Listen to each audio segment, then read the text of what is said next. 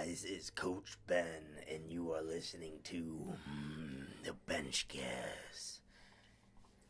We are talking single lift today. We're talking the bench press, or the deadlift, or the squat, but in general, training one lift over multiple lifts. So, we've got that great debate, full power versus single lift lifting. And it is true. It is a little bit easier to do one lift, but if you put it in perspective, it's not, because you're bringing the same intensity to that single lift that you are to, say, if you did 3 lifts. All right, so we're talking squat, bench, deadlift versus someone that might only do bench only, something like that. Some of the differences in between there. Okay, so if you're training for 3 lifts, I'll give you that. It's very difficult to bring 3 lifts up at the same time. I know, especially in advanced stages, once you've been training for a while and the gains are coming slow, I know I never really experienced a training cycle where all 3 lifts really jumped on me at one time. It's usually 1 lift. You're lucky if it's 2 lifts. You're real lucky if it's 2 lifts. Never 3 lifts. Early on, 3 lifts would come up. Every meet, I'd expect to PR on all 3 lifts.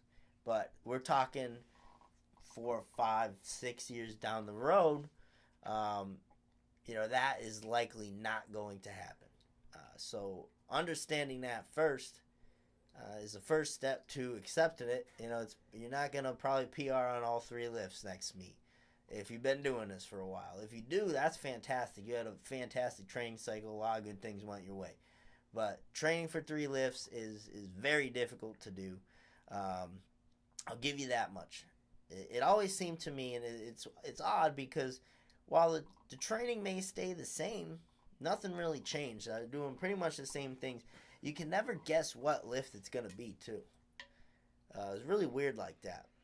Like, I knew going into the meet that qualified for the Arnold 2017, so the 2016, I knew my deadlift was going to shoot up that training cycle, because I've never had a training cycle where I just went so hard on that lift consistently with secondary moves and additional accessories. So I knew that alone was going to really jump me, which it did. But then it's like, now the squat's moving the next one. Everything else is staying the same. All right, now the bench is jumping up a little bit, but you can never really pinpoint it. I think it drives a lot of people nuts, and I definitely go through it myself. I don't know about you, but it's like everything remains the same, and it's just different lifts want to jump up on you. I have the same exact training from like month to month, and like 1 month my bench goes up, 1 month my deadlift goes up, and then the other ones tank or remain the same. Yep.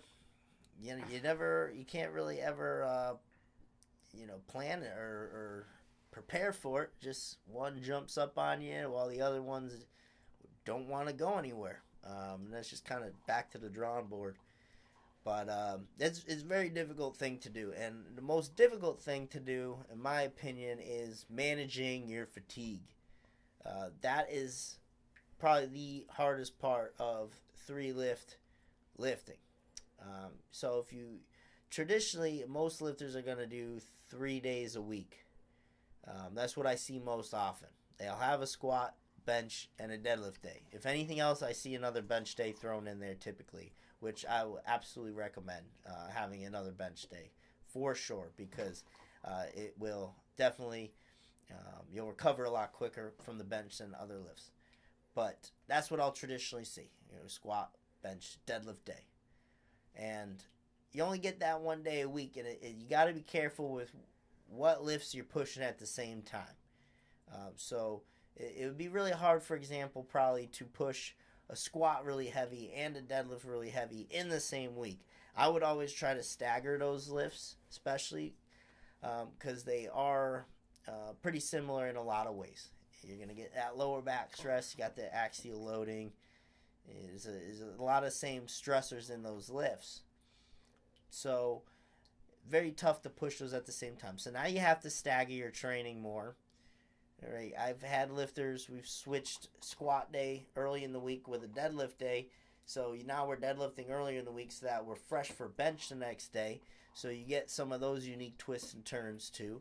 where squat is now from being in that position, external rotation, bar tucked back low on your back, start getting beat up in the shoulders, the elbows. What we've been doing for those lifters is deadlift first in the week, squat later on. And I really like that approach because now you're saving your shoulders, your joints for bench, and then squat after. You have plenty of time before you go and do something again to feel better. Well, one of my favorite approaches, just managing fatigue, especially with people who have like a lower level squat compared to their deadlift, is to squat and deadlift on the same day.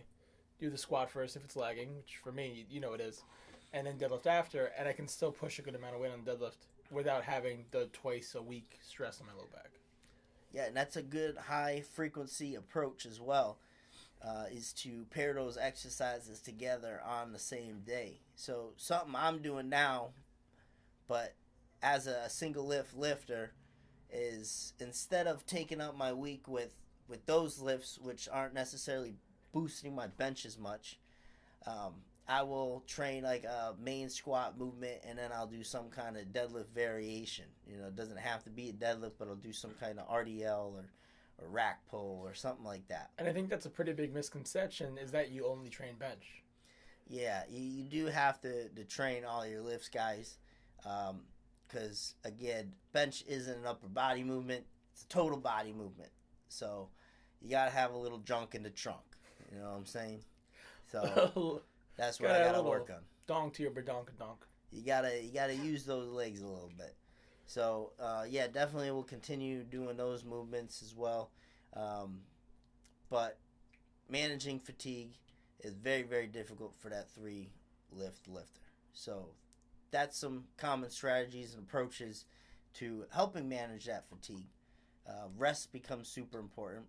But it's also a misconception that same fatigue doesn't lie in for a single lift lifter. If all you're doing is deadlifting, all right, then you're probably deadlifting more than once a week.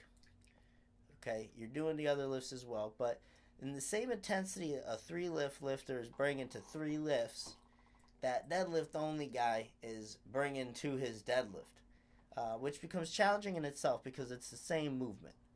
All right, so now you are repeatedly beating on the same movement, and you know that's. I think a lot of people think as a 3-lift lifter.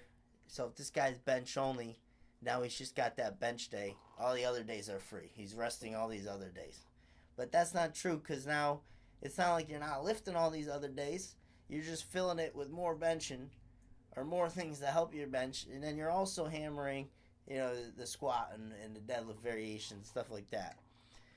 So speaking as a single lift only lifter, it's easier in ways, but it's also just as hard managing that fatigue, knowing when you can push yourself extra when you're feeling good, and knowing when to take a step back. And I think that becomes very important too, because I feel like a lot of people could easily run into overtraining their bench. You know, most people want to max out as it is, but you can't do that, especially when you're benching more frequent. All those lifters want to go super heavy, but you really have to change up the intensities and understand when you need to take some gas off the pedal. All right, so it becomes hard in that aspect. It's just like when you were varying your intensities, you're swatching out the how intense you're going on squat versus deadlifts in a single week. Well, now you got to really watch that intensity level when you're talking bench press within a week. So for myself, I'll have usually at least once a week, because I can recover by the next week. Traditionally, I'll have one heavier overloaded day. Well, I guess it's not really an overload for me, since that would be upper 700s in a shirt, but training heavy with a RAM or some device like that, or just doing some shirt work is pretty aggressive. I'll usually do that once a week.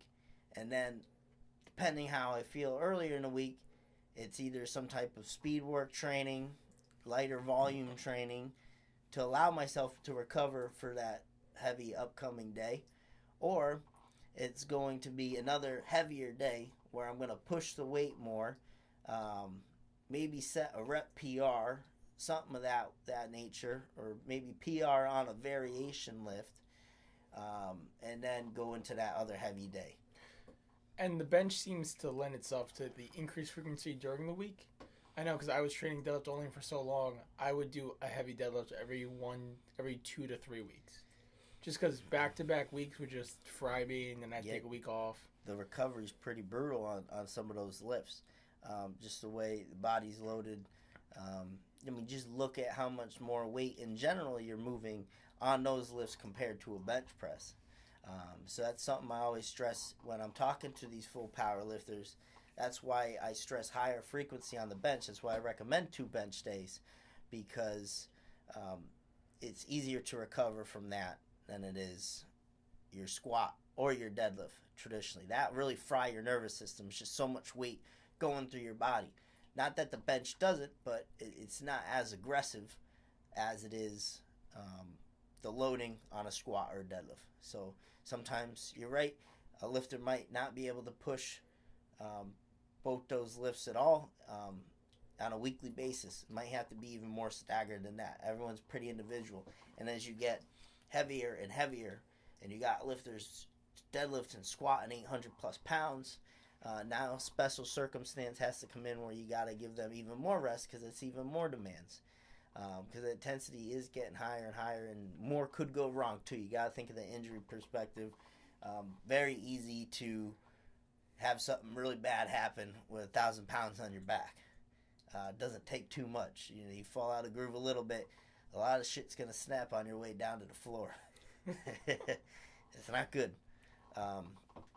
So yeah, that's definitely special circumstance there. And then with benching too, if you're a bench only guy, or you're a whatever only guy. So if you're benching twice a week already on a full 3-lift program, and now you're doing bench only stuff, you're either going higher intensity on that other bench day, or now you're adding in other days that you're benching.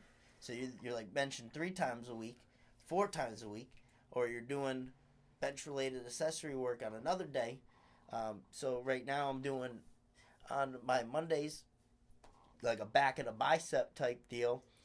Tuesdays benching, Wednesdays doing a bench variation using a bamboo bar, higher volume stuff, get recovered for Friday, another bench day.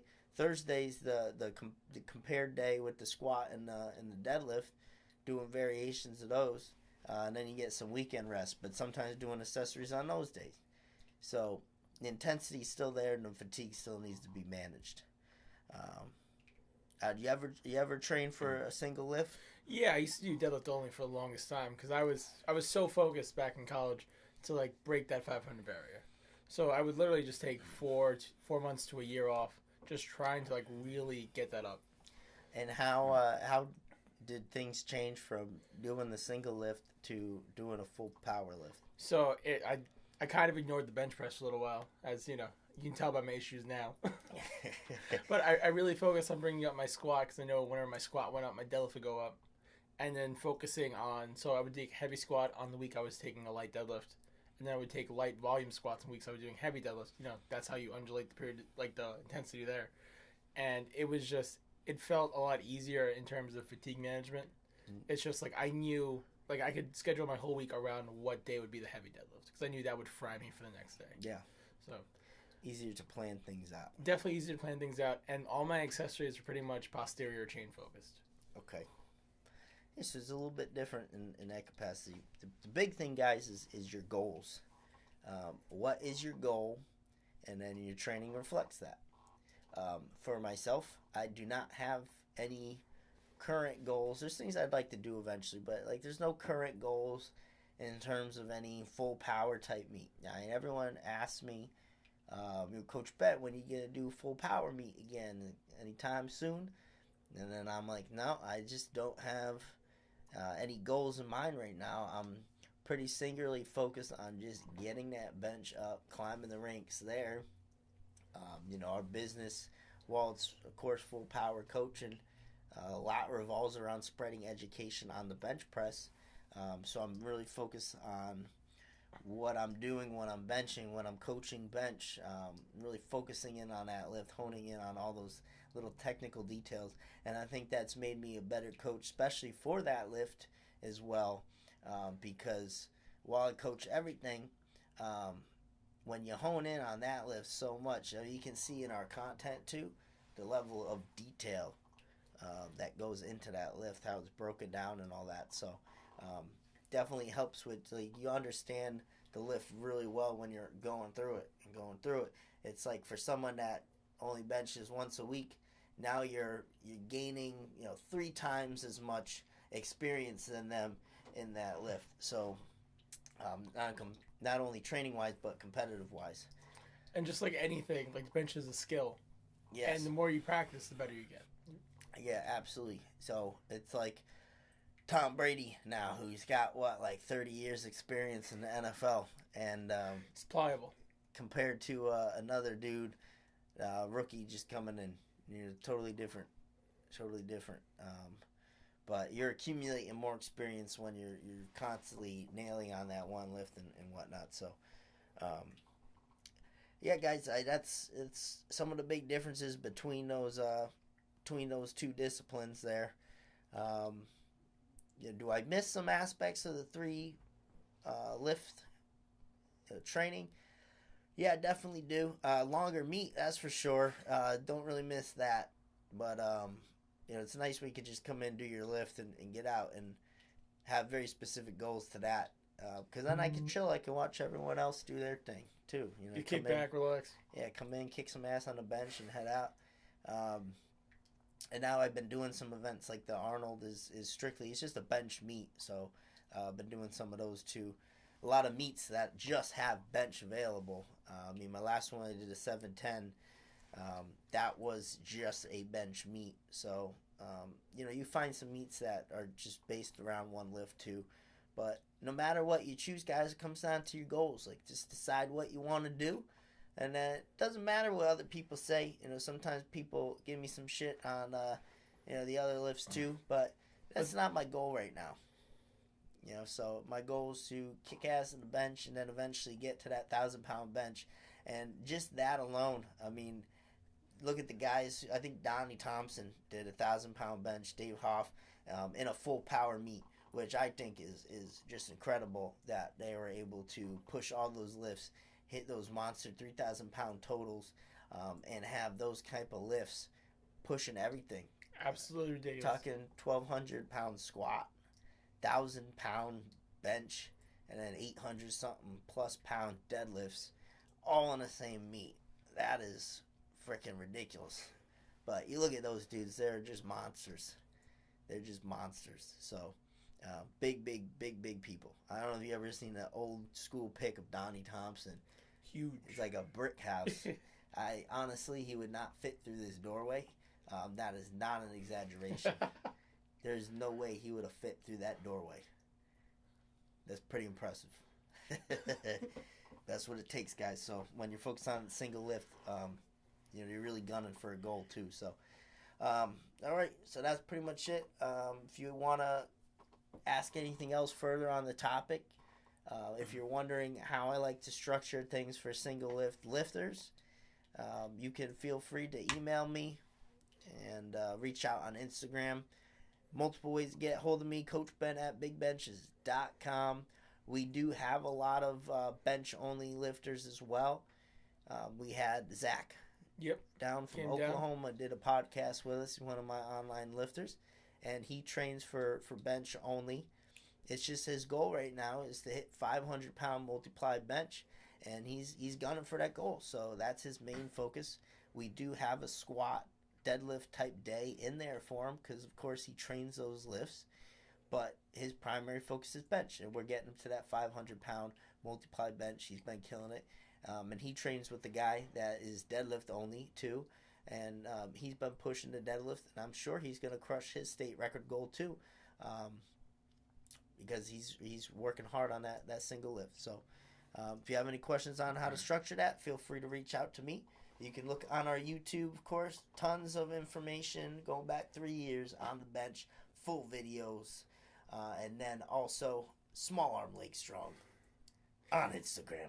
And if you do have any ideas for an episode, this episode was brought to you by Cole490, who suggested this idea. Yep. So if you want to join us on Instagram Live, or if you miss it, slide into those DMs. Might become an episode. We'll shout you out. Yeah, let us know if you have any topics you'd like to hear us talk about on the BenchCast. And I plan to have some really good episodes coming up with some guests. We just worked on this cool little program here, so we're going to bring you top-level audio with our guests who might not necessarily be in the studio with us in the HQ gym, but we can still have a great conversation with them. So be on the lookout for some new guests. Really excited to share some awesome information with you guys. And yep, reach out. Talk to you soon. You've been listening to the BenchCast.